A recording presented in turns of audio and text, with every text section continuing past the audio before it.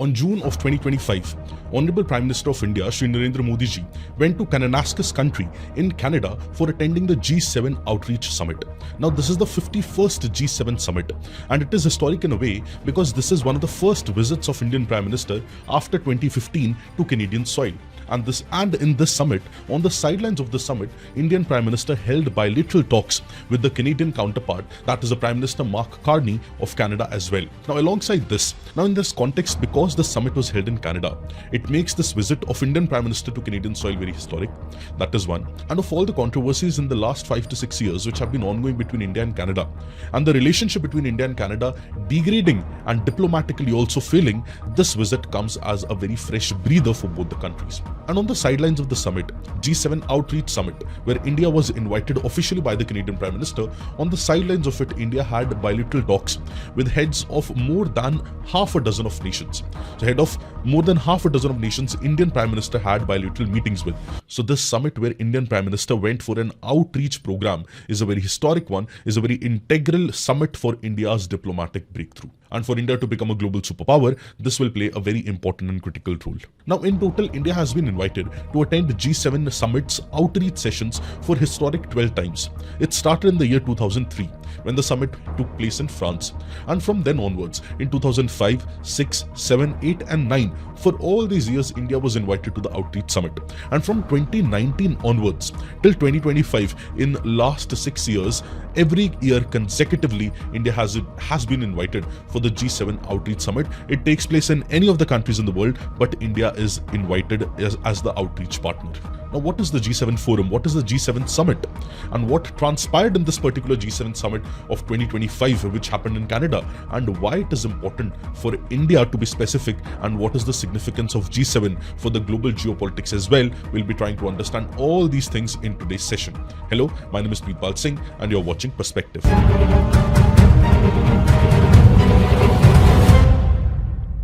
Now, without beating around the bush, let's start with G7. Now, you must have heard of a lot of names, whether it be G7, then G8 and G20. It simply means group of 7 countries, group of 8 countries and group of 20 countries, which are very famous altogether.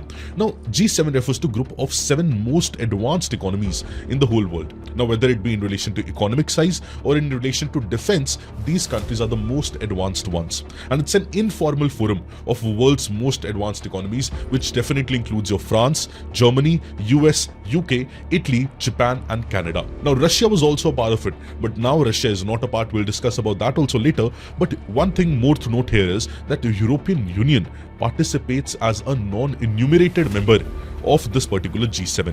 Alongside this, heads of IMF, heads of World Bank and UN are also often invited to the meetings of the G7. So of almost all the summits of G7 which takes place, heads of IMF, World Bank or UN are often invited to those summits. And the question is, when was this G7 formed? So in the year 1995, the formation of this G7 took place. Now, what was the reason for formation of it? It was in response to the 1973 oil crisis, which shook the whole world, and the prices of oil went extremely high. And also the financial turmoil caused after the 1973 oil crisis. Eventually after that, this 1975 summit took place of G6, that is 6 most prosperous nations. And eventually the very next year, in 1976, Canada was added to it, officially making it a G7 forum. Until now, it is G7 which exists till today with the same members which were there in 1976. And this year, the year 2025, it is even more historic because it marks the 50th anniversary of this G7. Now, if you remember, I told you that Russia was also briefly a part of this G7. See, this happened in the year 1997. In the year 1997, Russia was added to this G7 and this group became a G8 forum. But it was reverted, the decision was reverted back and Russia was put out of this G7 in the year 2014. Why? Because Russia annexed Crimea. After that, a lot of turmoils, a lot of diplomatic to and fro took place between Russia and US, and because of which Russia was expelled from this G8 organization. And from 2014 onwards till now 2025, it is also known as G7 now. So let me tell you the chronology. In 1975, it was G6. 1976, it became G7. 1997, it became G8. 2014, it became again G7. Until now, what is going on? It is G7. Now, as I've told you earlier, it is an informal grouping. That is, there is no formal treaty, there is no permanent secretariat, there's no permanent constitution for this particular forum. It is an informal forum which meets annually, and the presidency of this forum is rotating. Each member, they hosts and lead discussions in turn. And also the decisions are based on consensus because there are no binding laws, no legislative authority. And one more thing to note here is that even though it is not a formal organization, but still it holds a significant value and significant global influence due to the members of this particular organization. So because the members of the forum are so powerful that whenever they meet and whatever they decide, it is bound to have a global impact, bound to have a global influence. And if I have to tell you about the economic might, economic significance of G7, you can see economically 40% of the global economy is represented in G7. And also it is 10% of the world's population which is represented in G7. And also 36% of global power generation capacity comes from G7 and more than 30% of the global energy demand. And alongside that, 25% of the global energy related CO2 emissions could be seen from G7 countries. There are positives as well, and environmental consequence of G7 also, that more than 25% of the global greenhouse gas emission CO2 emission from G7 countries could also be seen. Now the current members, the 7 members, already you know the name. It's Canada, US, UK, France, Germany, Japan and Italy. And the goal also already you know that the goal of this G7 nation is to promote global economic growth and to ensure sustainable growth in the world and to coordinate responses in retaliation to any financial crisis which might come to the world. And also to ensure that all the countries amicably discuss about the trade-related disputes and also address global issues of international importance like that of climate change, that of health pandemics, that of food security, and also to uphold democratic values and principles in the world. Alongside that, human rights, rule-based international order, and different other things are ensured by this G7 summit and this G7 forum. So all these things which we discussed are on the agenda of why G7 countries meet. And if we have to broadly divide it, we can divide it into 2 parts. One is economic, one is security related. Other than that, environmental part is also there, sustainability part is also there. But there are 2 main ones, which is one is finance, another one is security. So economy and security, economic stability and security related stability in the world, that is the main crux of this G7 forum. Now, since you have a fair bit of understanding of the G7 forum, now let's discuss about this G7 summit of 2025 and what it transpired in this particular summit. So there are 4 to 5 different headings. So the first thing is the Kananaskis Wildlife Charter. Now it commits to address the wildfire threats through science-based, local actions and nature-based solutions. That any wildfire in all of the countries, if any threat is there in relation to any wildfire, the solution would be local-based, it would be science-based, and it would be a nature-based solution, aligning with the global goal of a halt and reverse deforestation and land degradation by the year 2030. Under the Glasgow's Leaders Declaration which happened in the year 2021. That is the Kananaskis Wildlife Charter for promotion of the wildlife, for protection of the environment and to ensure sustainability in the coming future. Also, one more thing is India endorsed this particular charter. Now coming to the second thing which transpired, that is G7 Critical Minerals Action Plan. Now all the countries of G7 and their allies, they said that they will form a critical minerals production alliance because see, critical minerals are very important for electronics production in the world and even more important for semiconductor industry as well. So basically this alliance will boost the extraction and production of critical minerals and will develop minerals that are essential for the defense system and advanced technologies for the world. So for defense system, advanced technology, for electronics, this particular declaration of G7 Critical Minerals Action Plan becomes very, very important. So one is in relation to the wildfire environment, one is in relation to the minerals. Now third is in relation to artificial intelligence, governance and responsible technology. So all the countries of G7, they recognized the potential of artificial intelligence in the world, but also a human-centric approach to artificial intelligence in order to grow through prosperity and in order to benefit the societies and address the pressing global challenges as well using artificial intelligence. That is the third outcome of this particular summit. Now the fourth outcome is formation of a G7 coalition.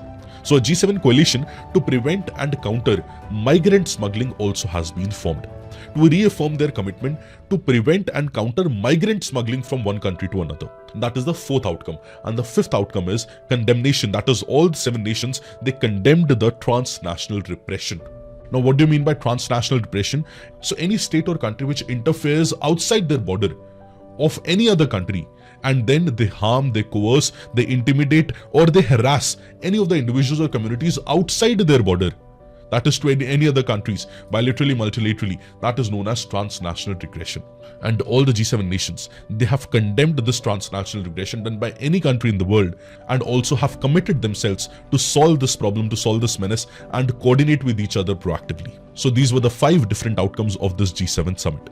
Now, alongside this, on the sidelines of the G7 summit, there were several important issues which were discussed as well. One more important issue was in relation to Russia-Ukraine war, which has been going on since last many years. Now, Ukraine President Volodymyr Zelensky was also invited in this particular G7 summit, which is why Russia and Ukraine was normal for everyone to be discussed. Alongside this, while this G7 summit was going on, one more thing which took away the headlines from this G7 summit was the Iran-Israel issue. So that was also an issue which was discussed about. But of course, there was no formal statement made, no joint statement made by G7 nations, because US was also present, and US was not very happy with how Ukraine is dealing with the Ukraine-Russia war, which is why there was no joint statement in relation to the Russia-Ukraine war. And also on the topic of global trade and the Trump tariffs, the trade tariffs which were put by Donald Trump, there was no discussion and there was no joint statement, because again US was participating and US did not want to pass such a joint statement. And alongside this, it is very obvious that if most powerful countries of the world are meeting and they don't discuss about Indo-Pacific, it is very unlikely. So Indo-Pacific and China were also in the radar. They also discussed about that, and also discussed and reiterated their commitment to a free, open Indo-Pacific without the interventions from China. And concerns over China's action, of course, in South and East China Seas were also discussed. Now, while these things were ongoing and transpired in the G7 summit, one highlighting point for India was our Prime Minister Narendra Modi's address at the G7 outreach session of 2025. Now, his address highlighted themes of terrorism and global security, where we called for a stronger global response against terrorism, and also we talked about energy security and emphasized on energy security for the future generations in order to ensure sustainable future for all. So we advocated more stricter actions against the countries who are supporting terrorism, and also emphasized no double standards in fight against terrorism. And while we were talking about energy security, our Prime Minister highlighted India's approach towards availability, accessibility, affordability and acceptability in relation to sustainable future and sustainable environment. And also India reiterated that India has already met the Paris climate commitments ahead of its time, which is a very good feat for India with respect to countering the climate change and fighting global climate change and ensuring climate sustainability, environment sustainability. And if we are discussing about this, it is very likely that we would have discussed about the global south as well, which we did. And our Prime Minister also highlighted that the voice of the global south should be heard more and should be prioritized in the global decision making as well. So which is why we highlighted global south as well. Now, while all these things were there, Indian Prime Minister's address was a very remarkable point for Indians, for India as a country. Alongside this, bilateral meetings of India with Canada was also very great feat in this particular summit. So Indian Prime Minister and Canadian Prime Minister, they had bilateral talks, extensive talks, and both of them reiterated shared commitment towards democratic values, and both of them reiterated a way forward, a path forward, in order to ensure that diplomatically both the countries reignite and rejuvenate their relations. Which is why appointment of new high commissioners to both the countries was also discussed about, and doors were open for that also. And continued dialogue between the countries, specifically in relation to trade and different other parts as well, was also the theme of discussion, which is a very positive standpoint in relation to India, also in relation to Canada also. Because recently, few years back we saw, and few months back also we saw, India and Canada's relation becoming very sour. But because of this particular summit, now we have again rejuvenated our relation with Canada, which is a very good point, because Indian diaspora in Canada is in a very huge number. So India's good relation with Canada is very important for those Indians who are living in Canadian soil.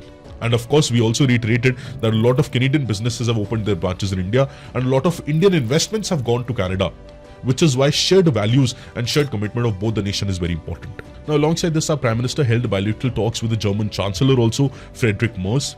Now, alongside this, our Prime Minister also met Mexican President Claudia Sheinbaum and discussed about different issues of cooperation between India, different areas of cooperation between India and Mexico.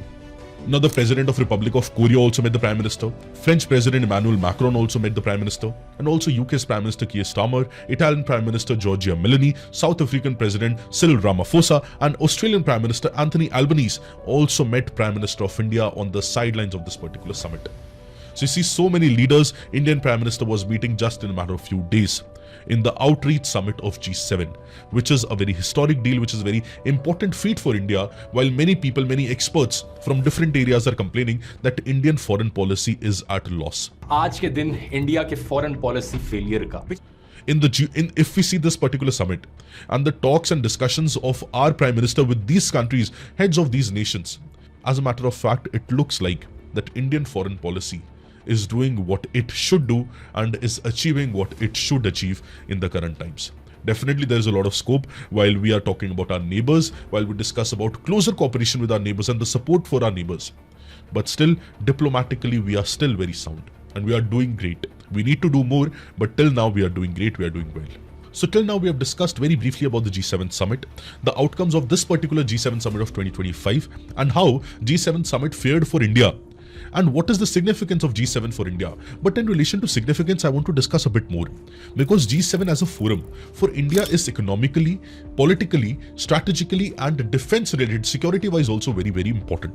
If we discuss about G7 as a global platform, India can very well use G7 as a global platform for leveraging its economic reforms, and India can push for economic reforms which align with the global policy, global geopolitics, and it also helps India to expand multilateral influence. And as we discussed that Indian Prime Minister met with so many counterparts of different countries, G7 as a forum gives opportunity for India to interact bilaterally and multilaterally with a lot of different nations, and also for India's voice to be heard in the issues of international importance, like whether it be Iran-Israel issue or whether it be trade tariffs in relation to US or whether it be Russia-Ukraine war or any issue of international importance which is going on in the world in relation to Indo-Pacific, China's dominance in the region, China's unfair dominance in the South and East China Sea. G7's role in shaping the global geopolitical order and the global world order is very, very integral, and India being a part of the outreach summit of G7 for the last 6 consecutive years is a very good sign for India's diplomatic feat. Now definitely there are reforms which needs to be introduced in G7 to make it more effective, efficient and outcome oriented, but still G7 as a forum is still now doing its job pretty well.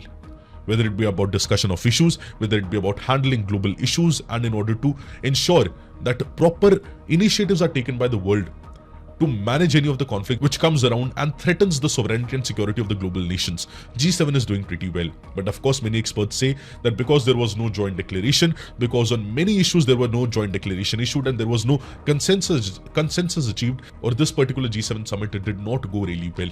But still, for us as a country, for India, this G7 summit highlighted a very important integral part of our foreign policy, where we met different foreign leaders and we discussed about all the issues which we had to discuss, especially about terrorism, which our Prime Minister reiterated in his speech, and different other issues of energy security.